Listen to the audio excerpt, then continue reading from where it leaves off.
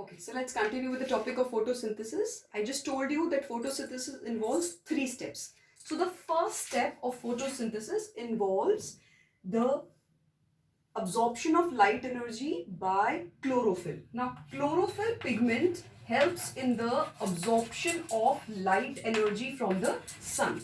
So, sun is known as the ultimate source of energy for the earth because all the light energy is absorbed from the sun. Now, this light energy helps in the formation of the energy compounds. Now, you must have heard about one energy compound which is ATP. Now, ATP stands for adenosine triphosphate. Now, this is one energy compound which is formed by the absorption of light energy by chlorophyll. Now, this ATP which is formed as a source of energy, as the energy currency, helps in the reduction of carbon dioxide.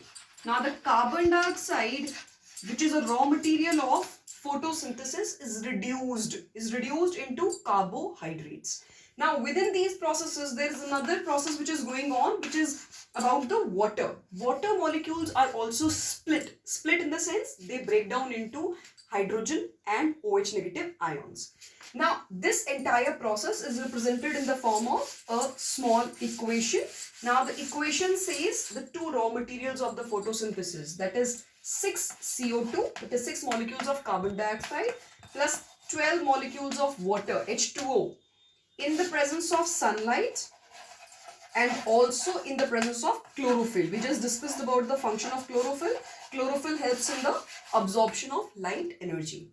Now, step-wise we'll discuss again. I told you 3 steps. First step, absorption of light energy. So this light energy is being absorbed by chlorophyll. This helps in the formation of energy compounds. Now, the energy compounds help in the reaction of carbon dioxide with water.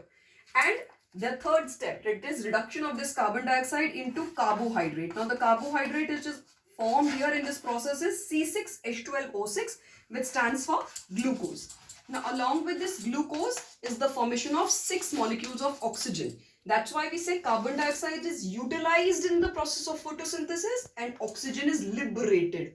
So, photosynthesis involves carbon dioxide ka utilization and oxygen ka liberation. So, ये liberate होगा, oxygen will be liberated along with 6 molecules of water which are again liberated out. Now, this entire process I just told you takes place in the chloroplast.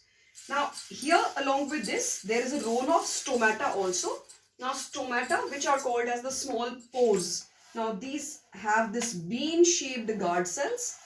In between the guard cells are present the pores, stomata. We call them as stomata. Now, guard cells take up water and swell up. And when they swell up, the guard cells swell up and the stomatal pore opens so that the gases can enter inside or can move outside of this leaf. So this stomata is helping in different ways the plants in photosynthesis. One, it helps in the upliftment of the water. So water is transported because of the stomata, which releases the water vapors by transpiration. So the water moves upwards because of the transpirational pull.